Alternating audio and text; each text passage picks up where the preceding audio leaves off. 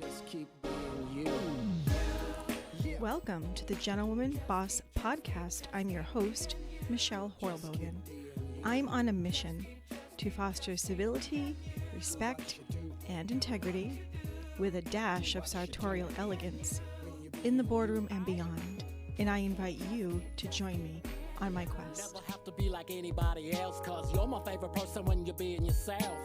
A true original right from the start, straight from the heart, a great work of art, you stand apart. Okay, thank you, Carolyn and TD and everyone. Thanks for joining us. I'm so excited. It's first time meeting some of you. Happy to have you here. Welcome to the live stream episode of the Gentlewoman Boss Podcast. It is my first live stream, and I admitted to my guest I am a little nervous, but we're just going to roll with it, and hopefully things will go well as far as technology. If anything seems awry, please just let me know in the comments. I'll be trying to keep tabs on them as we go through. So my guest for today's podcast is Steve Turner. He's the founder of Bring Back the Trades Incorporated, which is a New Hampshire nonprofit organization that believes that skilled trades is a worthy option for students. Its primary mission is to equip students who are pursuing post-secondary education to acquire the knowledge of a professional trade through community engagement and education. They are dedicated to promoting and educating the public to the need for skilled trades professionals. Today, we'll be discussing the serious need for skilled tradesmen, a need that existed before the pandemic but has now reached critical levels. As we all know, there's no toilet paper. How we need to rewrite the narrative and remove stigmas associated with vocational educations and trade schools, and what Steve and his team are doing to try to help bridge the gap and support students who choose trades-based career in education versus the traditional college route. So if you have any questions or comments on things that he shares with us today, please feel free to drop them in the comment section, and we'll periodically be checking there and asking those questions to Steve. So with no further ado, let me see if I can bring him on as my guest. Hello. Hi, Steve. How's it going? Very good. Nice to see you again. Nice to see you, and thank you very much for having me. Well, I was so excited when I randomly came across a post that you shared on LinkedIn that I know has gone viral since, like hundreds of thousands of views. And you were, saying, let's, bring back the trades. Who out there is with me? And you had such a great response. And that's how we connected on LinkedIn. And as soon as I visited your website, read up on what you're doing, I said, I have to have this guy on my show, because my daughter actually went to just graduated class of 2020, a local Voc Tech high school. She was in the engineering program and had a phenomenal education. So I'm definitely a promoter and supporter of the trades. So it's great to have you here. Yeah, thank you very much. So Steve, I just read your bio mostly about your nonprofit and the work you're doing, but tell us a little bit about your journey as an entrepreneur. I know you are a self-made man. You learned the upholstery skilled trade, and also how you came to start Bring Back the Trades. Absolutely. So I own Turner's Upholstery in Rye, New Hampshire. I graduated from high school in 1986, which is a long time ago. 85. But back in my day, my school was full of trades. So my trade that I chose, because I really was not a very good student and really didn't like school, and I wasn't college bound. So my trade of choice was auto body. So I was my future was going to be an auto body technician. I was working at Shaw's supermarkets at the time in the produce department. And one day I was leaving my auto body class, and I saw a little tag that said cleaning floors at upholstery shop. And I said, you know what, it's cars, and that's what I kind of like. So I went there to get the job, and got the job after school when I was, I think, 15 years old. My mother would drop me off and pick me up. But my first couple of years, I was just cleaning the floors, going to the post office, cleaning the bathrooms and stuff like that. I wasn't really doing much. My senior year, I started doing a little bit more at the shop, and I graduated, and I became a full-time employee for a year. But when I was 19 years old, back in '89, we had a severe recession, and Mhm. everybody got laid off. And my father had said, "Well, I have this little tiny garage that maybe you could make a go at your own little upholstery shop." So I was pretty much self-taught, but I am celebrating 34 years of upholstery next December. So That's fantastic. yes, so I grew it from 19 years old to here, pretty much self-taught. We are a shop that does convertible tops, boat seats, boat interiors. We don't do furniture. We do a lot of custom interiors, but we don't just do custom cars. If you have a regular car with a severe burn, we fix that. So I have one guy that's been with me, Ryan. He's been with me for 17 years. He's originally from California. I can't say enough about him. He is the most talented individual I know, which has helped me grow to where we are now. But the reason why I started Bring Back the Trades is because I have the same problem that every small business owner, or not even small business owner in the trades, major corporation has. We have no workers to fill the employees' Yeah. jobs. I've been trying to grow my business now for at least 10, probably longer than that, and I've had no success. Mm. So one day at 3 o'clock in the morning in 2017, I woke up with an idea of just putting Bring Back the Trades on a baseball cap, which is right here. All I said was Bring Back the Trades on it. And one of my friends made it for me, and he said to me, "What do you want on it?" And I said, "Surprise me." He put a hammer and a saw on it. And I was wearing it, and a local contractor came by and said, "Where'd you get the hat?" I said, "I made it." He goes, "I need 12 of them because Oh, I need every guy on my job site to have that, because that's what I've been talking about. I can't." So make a long story short, he got 12 hats. Plumber came by, got more hats. We grew it to where we were selling them on Facebook. Then I started the scholarship program. It's a little bit more detailed, but I won't go into it. But we are now, as of last year, a nonprofit organization selling apparel and raising funds. And we are giving out a scholarship 9 times a year to anybody that's going into a trade school or in a mhm. trade school in any state in the United States. So that's a message you really want to get out there through this broadcast, that your scholarship is not just for New Hampshire residents, it is nationwide. Any Yes. US resident, right, Yep. that's going into the trades or seeking a career.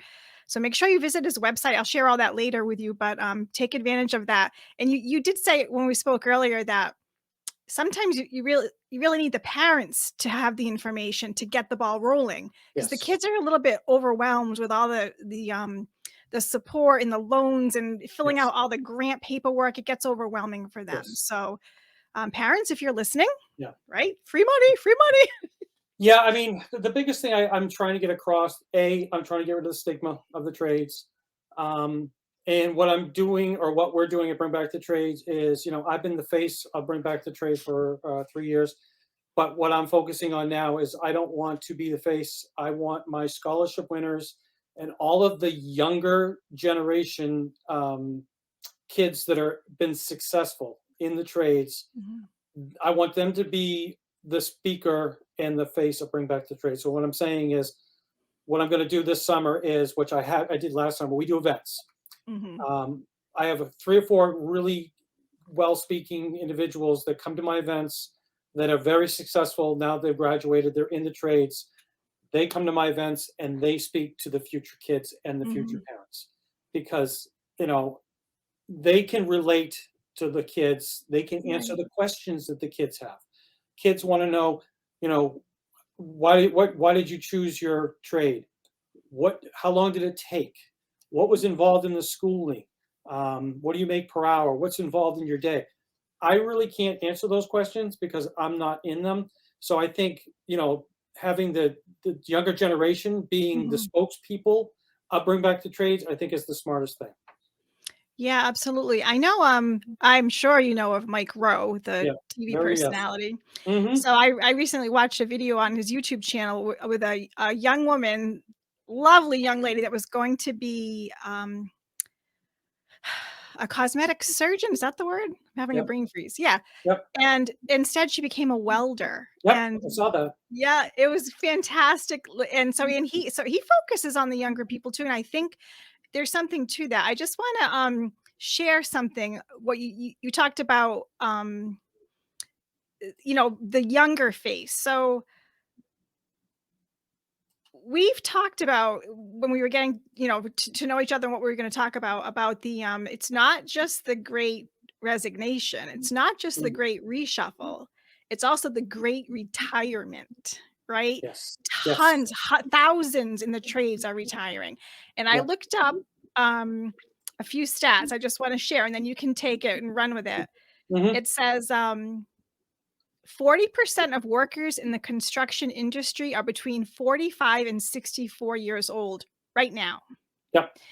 And it says older Gen Xers and baby boomers are the backbone of the construction trades and operators of today's infrastructure, and they are heading for the door. So even Mhm. if the money flows, will workers be available to rebuild US infrastructure? That was a Forbes article. Yep. Yes, because there's other problems with that retirement. And I learn more and more every day. There's two problems. There's the teachers that teach the kids in the trade schools are usually retired people that are in the field. Mhm. They're working longer. So when they retire, they may not take the positions in the schools to be the teachers. Right. And the bigger problem I see is when we have a whole bunch of people retiring at the same time, who's going to be the mentors or the people, the teachers that are teaching the younger generation coming out of the schools the correct and safe way to do the job? That's, Right. so they got the top part, the teachers aren't going to retire, they're going to retire and not teach. And then the people that are going to leave the job sites, so the kids that come out have nobody to teach them on the job site. So it's, it's a really big problem. It's a mess. And we know that when employers get desperate, they start cut shortcuts just to Yep. get people in the job, and that's when accidents happen. Yep. That's like OSHA's nightmare, right? Yep. And I'm going to do a shout out because I always do, because Adam Hoots is on here right now. He's a big friend of mine. He's a big supporter. He's with Skilled Trades Alliance. We work really well together. He just said 5-to-1 trade workers are dying and retiring. That's crazy. Yeah. I'm just giving him a shout out right now Yeah. in the comments. Yeah, he's a huge help of mine. Huge help of mine. Thanks for being here, Adam. Maybe next time we can have more people jump on and chat too. Absolutely. I'm just not that organized yet, but we'll get there, Steve. Yep. Okay, so we talked about. Oh, I know there's something else you want to clarify too. Like we Yes. both are extremely pro trade schools, Correct. skilled workers. We are all for it. Yep. Number one, it saves a lot of money for the family. Yep. But you are Yes. not anti-college, correct? I am so not anti-college because my son, I hope he's watching right now, Riley Turner, I couldn't be prouder of him because he graduated 2 years ago from Quinnipiac College in marketing. He's working for Dynatrace. He chose not the trades. He worked with me, but my philosophy is we need both. We need college and we need trades. And I am for the individuals like me that were in school that weren't choosing a college and don't know that their career paths in the trades and what they, not only the money, how much, not say fun, but it is fun, but how much honor they can have, how much pride they can have and love their job. So we're not against college at all. Right. We just want to clarify that. Yes. I know I do a lot of reading and commenting on LinkedIn in the higher ed genre because of my work. Yep. And I always try to say that, listen, I'm not against it. Honestly, I would donate an organ to have been able to go to college. I loved school and I loved learning. It just wasn't in the cards for me. We had a family business. I cleaned floors. Yep. I had those big knee pads. I scrubbed wax off supermarket floors. Yep. Copley Plaza was one of our accounts. I mean, my stepdad had a very successful company, and it was just, you went into the family business. That's what we did. And I made better money then than I make now. Yep. But it was the 80s too, but so again, that's it does it. But would I have loved to have gone to school? Yes, I would have, so Mhm, there's no, I think the most important thing is to educate the up and coming about the options available, mhm. and that it's not just 4 years in student debt that you're going to Yeah, pay off in the next 20. There's a yeah, lot more, yeah. you And know. before I forget too, I mean, most of these trades now require post-secondary schooling. So when I say I'm not against college, a lot of the trades actually do require college education, Right, construction, stuff like that. So there is some overlay as far as college into the trades also. right, right. Yep, Very interesting. yep, Um, okay, let me just peek at my notes here, Steve, to yep. segue into that. All right. Now we know we have a huge labor shortage here, Yep. right? It's been all over the news. And I read a very interesting article on Bloomberg. It was by Shuli Wren. I'm going to share a little bit with you, Mhm. and you can take it from here because what we talked about it in Florida around Disney and stuff, you can pick it up from there. So it says this is an article about what's going on in China right now. Not every child is Harvard material. That's the message China is sending to its super competitive tiger parents. A new vocational school initiative adopts the German model to create a more robust manufacturing sector. Mhm. A dual training apprenticeship, splitting their time between classrooms at a vocational school and on the job training at a company. By 2035, the government vowed the nation will have built a world class vocational education system to develop highly skilled workers. China no longer wants so many young university graduates without practical skills. Last June, when the class of 2020 graduated, the unemployment rate for degree holders was 19.3% versus the economy's overall 5%.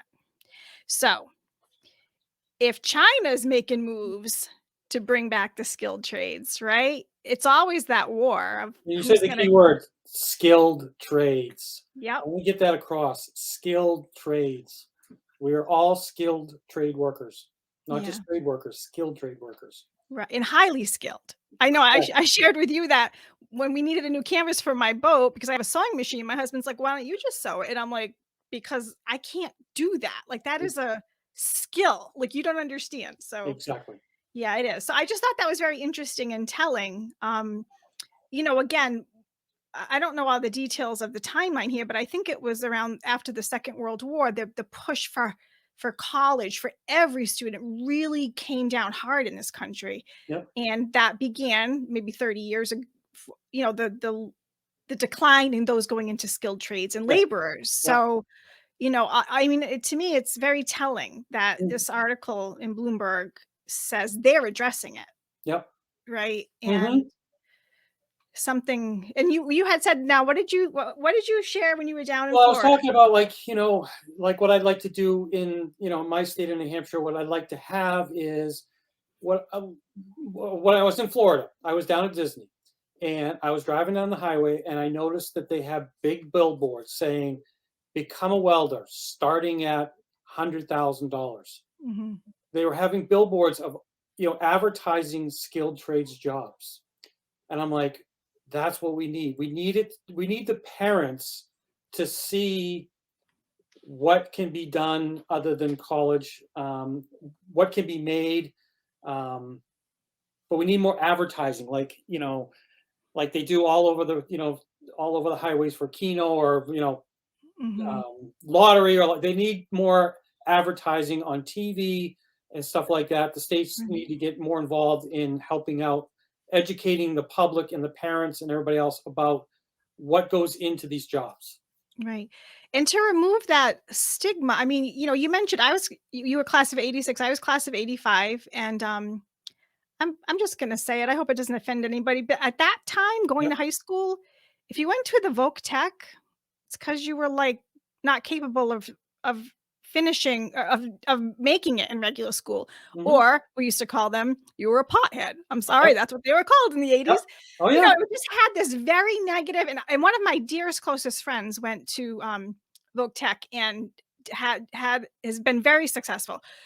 I know that that's definitely just a stereotype, Yep. but, you know, so it's getting, first of all, getting people to not be afraid to work hard and to get dirty at work. Why it's called dirty jobs. Right, right. Like, we can have a million keyboard pushers out there, but if the bridges are crumbling, they're not gonna be able to get to work. Like, there's got to Exactly. be a balance Yeah. somewhere, right? And that's why I think getting the younger kids that are sick. I mean, I have a friend of mine's son that's going to be doing. He actually just did a huge video for us.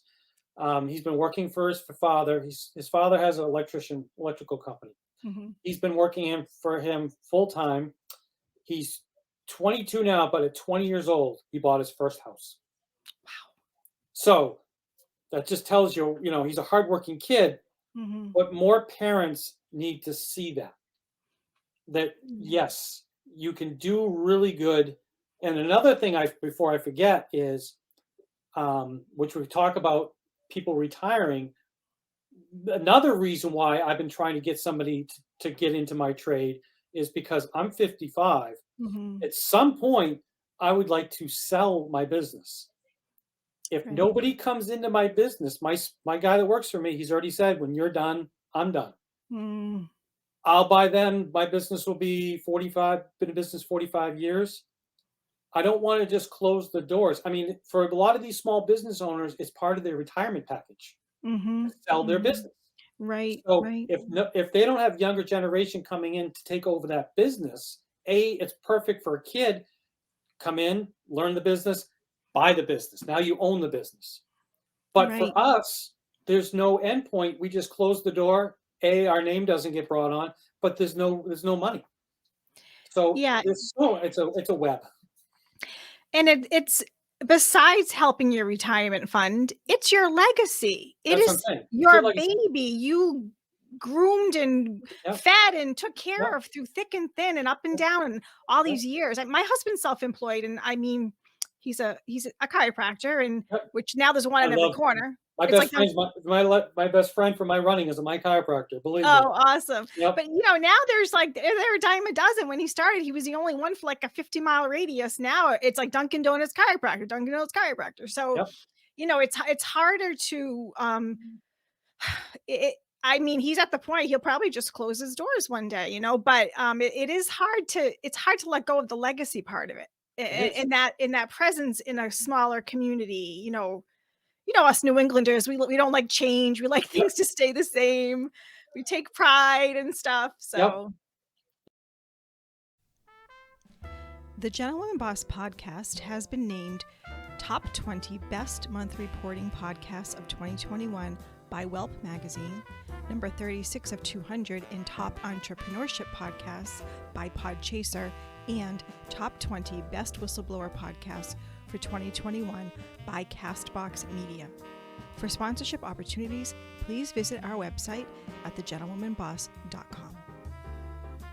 And then there's just so many. It's like, I just trying to explain to the kids that, because a lot of kids will come in and they'll say, how long am I going to have to work here, this and that, and I'm like, well, you work your way up. You try to explain it to the kids. It's Right. it's about working yourself up the ladder, like we used to say, work Right. yourself up the ladder. But being an owner, it's possible.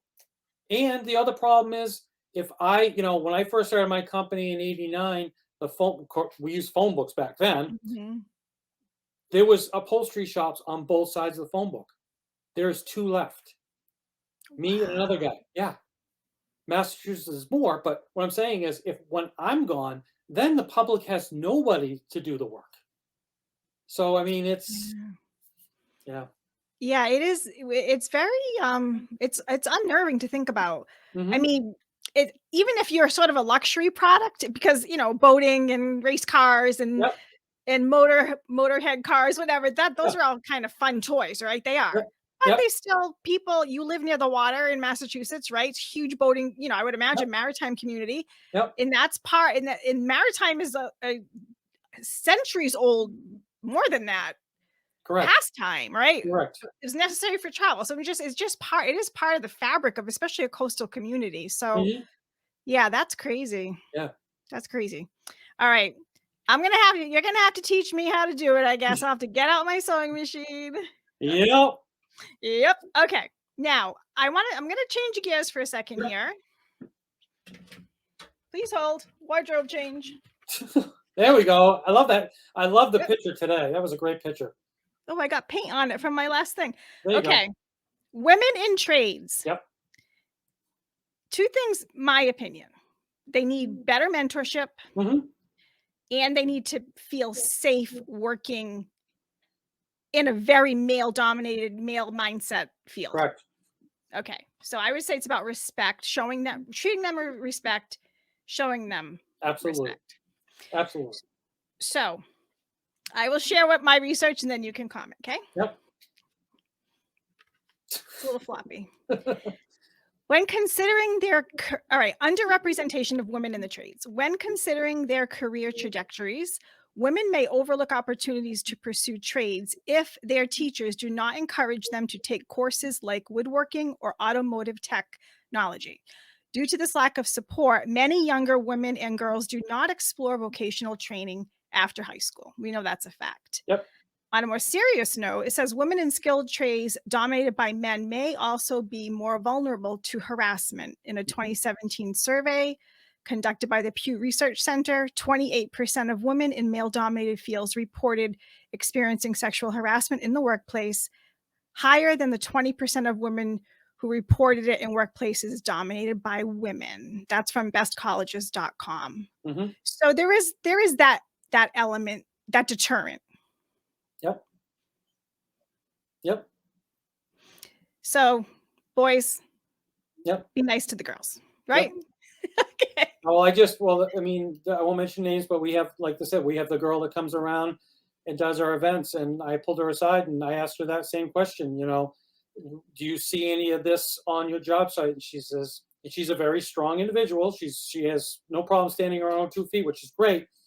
But she says, I've been in the field for 3 years. It's getting way better, which is a good thing. But she says, I do see it, but I do see that it's getting better. Well, that's good. That's good. It's a good thing. Yeah. Because the stat I said, only 3% of employees in the skilled trades are women. So, if we're the need is that great, it's like an untapped pool of workers. And and granted, I'm sure you could lift something much heavier than I could lift. I mean, let's just be honest, right? There is a certain strength factor. But if people have the patience to teach us how to do things and help us succeed, then we can consider that. And one thing we left out, yes, I may be able to lift more than you, but it's called teamwork. Right. The team gets together. We all help each other out. We lift it up. We work together. I have some real positive news on the women in the trades. Last year, Bring Back the Trades had more females apply for our scholarships than males. So we're doing, I told you last night, my number one, I wouldn't say my number one goal, but one big goal that I have is educating the females about the trades. Yeah. And I think so in my daughter's, I think it's pretty much common in most voc tech schools that you have to do exploratory shop. You have to take, they call it non-traditional shop, like per gender. Yep. So, she did carpentry. She was leaning toward engineering anyway, and then the guys have to take like cosmetology, or not that there aren't men in cosmetology. It's not a traditional considered that role. Yep. And then it almost forces them to have to explore things. And it's amazing sometimes the kids, they're like, I'm going to be this. And then they take plumbing and they love it, especially the girls, and they end up in automotive, things like that. So, you know what? The number one field for women, as far as girls that are applying for my scholarships are? Is it automotive? Welding. Oh, welding. Yes. Wow. Yep. That's very empowering. That's good to know. It's awesome. That's good to know. And I think I was sharing with you that I'm going to be working with some of the voc tech schools, presenting to them. And one of the things I'm going to incorporate into my little presentation is encouraging them, like, don't close your mind to a field you never thought of. You may try it and love it, right? Yeah. Well, being on LinkedIn, I am noticing, which I'm sure has been happening for a while. It's just I'm seeing it more often. There's a lot of groups and women out there that are really doing a really good job. I won't mention names, but there's a lot of people that are bringing awareness to the women and the females in the trade. So I'm really positive that it's going to change. I Yeah. mean, LinkedIn's doing. I mean, I see it all the time. Tools and Tiaras, we're working with them. So there's a lot of people working really hard to help the females out. Yeah, that's fantastic. You know Yeah. what, Steve, let's jump into the comment section and see what kind of feedback we're getting here. I know you can't see it, so I'll look for some stuff I here. want to do another shout out to Jesse. He's a good friend of mine. Okay, we've got Adam. Love this, Steve. Bring back the trades. Yes. And you shared 5-to-1 workers are dying or retiring. Mhm. He says the trades are populated by men, not dominated by men. That's a I good think one. I just got disciplined a little. Well, Okay, Adam, I'll take it. Adam is a very knowledgeable human being. I respect him a lot. He knows a lot. So that sounds to me like numbers aren't everything and that the girls just need to step it up a little. That's how I'm taking that. Thank you for that, Adam. Great job, Steve. Keep up the great work from Rich Cabral. Yeah. Carolyn says, great show. Gotta leave. Have a great night. Okay. So, Steve, we talked about, okay. So we talked about the incentive to sort of like do more advertising, like on a like a municipality level, a Yep. state level. Yep. And then there's also, I shared with you when we spoke that for every 1 seat in a voc tech school in Massachusetts, they were getting 1.75 applicants. So instead of having 500 new students a year, we could have 1,000 new students potentially going into the trades. Mm-hmm. So how are you doing anything working with, at that level to try to help improve, the amount of new students that can come in, or how does that work into what you're doing? Well, how do we answer that one? You asking if I'm working with the schools, or are you asking just as far as trying to promote it to the parents? Just both. Like, how do Okay. you, how can we, what are your thoughts on how we can fix that? Because if you Well, turn how I 500 fix it kids, is like what I've learned about my scholarships. Everybody knows that I give out scholarships every month. But my biggest problem, which I'll bring it up. My biggest problem with Bring Back the Trades is reaching the kids to know that Bring Back the Trades gives out scholarships, because I'm on LinkedIn, I'm on Facebook, I'm on Instagram. right? But we're not getting the essays. I mean, I want to be flooded with essays. I want to be up all night reading these essays, and we're not reaching the kids. And I know why, because I went to a open house a couple weeks ago at a trade school, and I work really close with Sequel School of Technology in Exeter, New Hampshire, and they really love us, and they put us right in the front of the auditorium. So when you came in, all the parents had to come to my table. So they came to my table with their students, and they took my information. The next week, I was flooded with essays from that school because I reached the parents, not the kids. The kids look at them, whether or not they know they need the money, the parents need the money. So what I have to do is I have to reach the parents. Right. I can reach the kids. I mean, all the essays that I get are from kids that, they really need the money, and they're doing it. But there's a lot of kids that don't really, I don't like to use the word lazy, because that's not a good term, but they're just, they don't take the time to follow through. So Right. if I can get to the schools and get right to the parents, because the parents are the ones that actually, need the financial help. Right. I mean, the student does, but the parents need it too. That's where I think I can help with getting the kids to go to the schools too, because if they financially, need help, or knowing about the school and letting the parents know, the number one thing is, if you want to get the kids to go to the schools, you got to get to the parents. You got to change what the parents think about the trades. And I talk about this all the time. I'm 55 years old. The parents of today, they're probably in their 40s. I always say, I did a survey. Do you think parents think of trades like their parents' trades? Yeah. Now, I've learned, I've been doing this for 4 years. I've been to schools, I've been to techs, and I'm like, oh my gosh, the classrooms, the trades that are being taught in manufacturing. My father worked at a rubber plant. Okay. I remember going in there, rubber all over the floor. It smelt. I mean, it was brutal.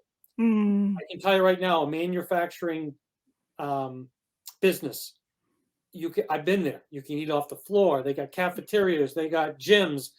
The trades of today are not the trades of our day. So the right. parents are still thinking of a trade as that same trade. Mm-hmm. If they could Mm-hmm. see what the trades are of today and the careers and the, the benefits that they can get, I think they would change, I wouldn't say letting their kids, but pushing their kids more towards trades or letting them see more about the trades if they knew what was involved in trades. Other than, you ask a parent, what is a trade? Plumbing, Mm-hmm. Electrical, carpentry. They don't know anything about manufacturing. They don't know Mm-hmm. anything about construction. I mean, going to a construction site. I was on a construction site this summer with Adam, and I mean, it's just incredible what's involved in building these buildings. I Mm, mean, the parents they don't have a clue. So right. I think it's changing the perspective and getting rid of the stigma. Yeah, I agree. When we went to try for the parent for initial meeting, I was kind of like still in my old mindset, kind of like, Hmm. oh, I can't believe my kid's not going to my public school. She want, ugh. By the time we left that night, I was like, you are so going to this school. I mean, it was like that fast. It happened for me after a couple hours visiting the different, things they had set up, talking to the teachers, exploring it in her education. I mean, she did a project for NASA. She had experiences she never would have had in Yep. just public high school. And I'm Yep. not against it. I went to public high school, but um for her and her experience, it was spectacular. It was Yep. spectacular and exposed her to amazing things. So, Yep. yeah, I think like you said, and I don't know if there's a carte blanche way to shift that message. It almost has to be like community by community, district by district, almost like an incentive that gets like what you're trying to do, right? Yeah. Try to get It's about people. education, but I think it's about, the more I talk about it, is it's not just you can talk to somebody about the trades all day long, but until they see it. I mean, Right. I've been in trades my whole life, and when I go to these schools and I see what's going on, I want to quit my job and go to school there and learn something else. I mean, it's so cool and um, fulfilling is the word. These trades are fulfilling. You would leave the job site, look what I built. I mean, I Yeah. talked to one of my scholarship winners, and she's now out and she's in construction. She goes, I go by that building. I looked and I helped that building, and I helped to do this and I helped do that. And you can just tell she's honored and loves her career. Yeah, and that sense of pride in Right. her work and seeing it maybe in something that she's helped build that will last for generations. I mean, there's something to be said about that. A lot of what is built today is intangible, Yeah.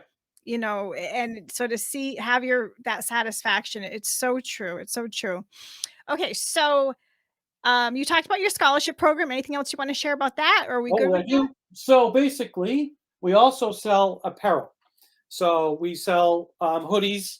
Yep. We sell hoodies and shirts, V-necks for the women. So if you go to our website, bringbackthetrades.com, go on the shop page, 100% of our proceeds go to our scholarship program. You can also become a corporate sponsor. There's 3 tiers on that. And we also take private donations.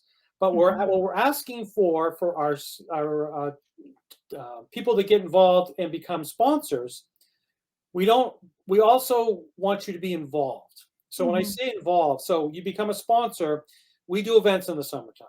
So we have a tent with all the Mhm. apparel. We go to restaurants, we go to car shows, we go to ice cream stands, and we set up. But what I also want sponsors to do is be involved with our events. I want Mhm. you to come out. If you have a rep, if the owner wants to come out, I want you to sit there or stand there, or whatever you want to do. And I want you to talk about your business and what's involved in your business to anybody that comes by. Mm-hmm. So I want you to be, yes, a financial investor, but I want you to invest your business into bring back the trades so that you can not only advertise your business, but you can also let the other people out there know it's involved. I mean, I'm Right. getting involved with a company that does chimney sweep. They want to get involved. I mean, you just think it's just chimney sweep, but there's more involved. There's safety. Yeah. There's so much. But so I want my sponsors to actually be involved with Bring Back the Trades, because the more more people we get involved with Bring Back the Trades and everything else, the micros, the more it's all about education. Mm-hmm. So the more people we can get involved and Bring Back the Trades, Skilled Trades Alliance, whatever, we're all on the same team trying to get to the same goal. Right. Right. Amplify that voice. The more voices, right? Correct. The Correct. farther the reach. Yeah, Yeah. that's awesome. Yeah. That's awesome. So you also recently posted, Steve, that you are hiring your Yes. nonprofit is hiring. So what are you looking for? What do you need some help So with? we need, right now it's part-time, but we'll see what happens. But we need help with marketing, Yep. sales, and website. So anybody that's got those skills, we'd like to, actually get somebody that's in college that could use it as like a project, Mm-hmm.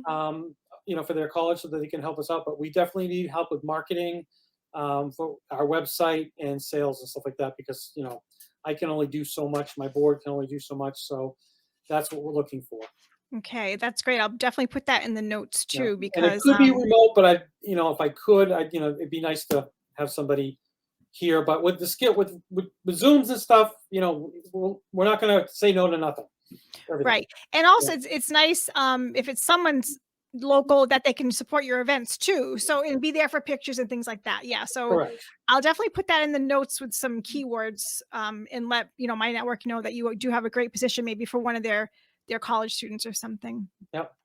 Okay, so Steve, I always end my podcast with a question of my guest, Yep. and it is, as a leader, what quality of a gentleman do you think is most important to emulate and why? I would say honesty, compassionate, and I would say be a leader, lift people up. What I try and do. I'll be honest. I've been sober 20 years. The one thing I've learned, and the reason why I say honesty, because everything starts with being honest. Mm-hmm. And I think, giving other people, not just the respect, like the guy that works for me, lifting them up, making them feel, for the job that they do, giving them attention. Like, Adam's going to kill me for saying this, but Bring Back the Trades is me, but my wife is in the other room. She's sometimes 70% of this. I've got Eric in front of me right now that's sitting here, writing. He's helping me. You Mhm. helping me. Jesse. I mean, I've got, Stephanie from Ontario, Canada. I mean, there's so many people helping me with this that, that's what I think it is. It's lifting each other up and helping each other out. Yeah, that's beautiful. It takes a village, right? It really does, especially to affect change. It So does. that's nice Because share. Thanks. this is, I run long distance marathons, and this is the longest marathon of my life. But The past 4 years. yeah, but I'm telling you right now, I finish everything I start, and if this takes until the last day I breathe, it will be the last thing I do. Yeah. And Yeah. how many years with your What? business? 30? 34. 34 years under your belt and finding a way. So it's going to be Yep. good. It's going to Yep. be good. But this is, like I said, this is growing every day. So I mean, the momentum is going. So if we We'll keep all it get going. if we all get on the same page Yep. and all work together and educate the parents, because I think it's to me, I think that's where it starts, because the kids will go where they got to go, but the education has to go with the parents, and of course the guidance counselors and the schools and stuff like that, which has to Right. change. But I really think it's the parents. Yeah. And that article I referenced earlier about China, at the end of it, it said something that the biggest issue will be convincing the parents this is a viable option for their kids. Yep. And that's true. And because it's a very pro education degree, so we're seeing a big shift in that. Even Yep. LinkedIn, they've got LinkedIn Learning and the certifications, and you can for a tenth of the price, get some certification and go, you're out there in the workforce already. You're starting your career. So it's just time to open our minds to new old things, right? Yeah. Like skill I mean, change. it took us 30 years to get into this predicament. I mean, it's been taking, it's slowly, it's not going to happen overnight. Exactly. Well, it's been awesome having you here today, Steve. Thank you to everyone that joined live tonight, and Steve for being my live stream guinea pig. You were a great Absolutely. guest. Thank you very much. I really appreciate it. Yeah, so please reach out to him. You can visit bringbackthetrades.com is the website. I'll put all of that And information. I'm also, before I forget, I'm on Facebook at Bring Back the Trades and Instagram at Bring Back the Trades. So, right, that's right. And I always tell people too, we understand not everybody has money, and it's not about money. It's about sharing what I have on LinkedIn, or, even if you don't have any money to give, if you just share something, because to me, it's all about making connections. Right. So just by sharing something, I might find somebody and make a connection. So by what you just did, help me out. Right. Because it doesn't take a lot of effort at all, right? Just share a post or share a picture or share a video he posts and help. You never know who's going to see it. It's going to really resonate, and they're looking for something like this. Right. Maybe in their family they're looking for a shift. So I mean, when we go out to our events, I used to think we didn't raise any money, or we didn't raise as much money as I thought. But then I come home and I find business cards, and then afterwards I realized I made a huge connection. And then that connection got me a donation. So it's all about LinkedIn and all the connections we make. Yeah, because it's not, like you said, it's not just a financial donation. It's the attention donation, getting people's attention on the mission. Yep. And hopefully this will help as well. So please reach out to Steve for sponsorship opportunities. If you'd like to become a corporate sponsor, learn more about taking advantage of his scholarship program, which, as we said earlier, is open to everyone in the continental United States, not just New Hampshire residents. Yep. And let's help Steve work hard to bring back. I'd like to shout out to Timberland Pro too. Oh, Timberland Pro, yeah. Timberland Pro is one of our big sponsors. What they do for us is every scholarship winner gets boots, a hoodie, a jacket, and a shirt. I'm almost positive. But they're also going to be doing, we're not really saying it now, but they're going to be jumping on and doing even more for us in the coming year. So big shout out to Timberland Pro, because they are a huge sponsor of ours. That's fantastic. I just love when the big guys remember the little guy. I love that, because there's something to that. There's something like no one succeeds alone, right? It's so true. Mm-hmm. All right. So this episode is going to drop later this week on the Gentlewoman Boss podcast, and it will be on our YouTube channel. The video will be uploaded, and I think that this video will stay on my profile for people to view later if they weren't able to catch it live. So if you're a fan of the Gentlewoman Boss podcast, please go to Apple Podcasts and leave a rating and review. It helps with distribution and ranking. I will be forever grateful. So thank you, everyone that tuned in. This was kind of fun. I think I like doing it live. Absolutely. I probably said 10 dumb things, but I'll go back and edit. Don't edit it. Don't. Okay. Be yourself. Be yourself. Yeah. We want it live, right? Yep. We want the Be real yourself. Yep. Okay. Yep. All right, Steve. Thank you so much for coming on. Well, thank you very much. And I'll catch up with you soon. Sounds good. And thank say you hi to the rest of the team behind the scenes. I will. Eric's waving right now. Okay. Bye, Eric. See you.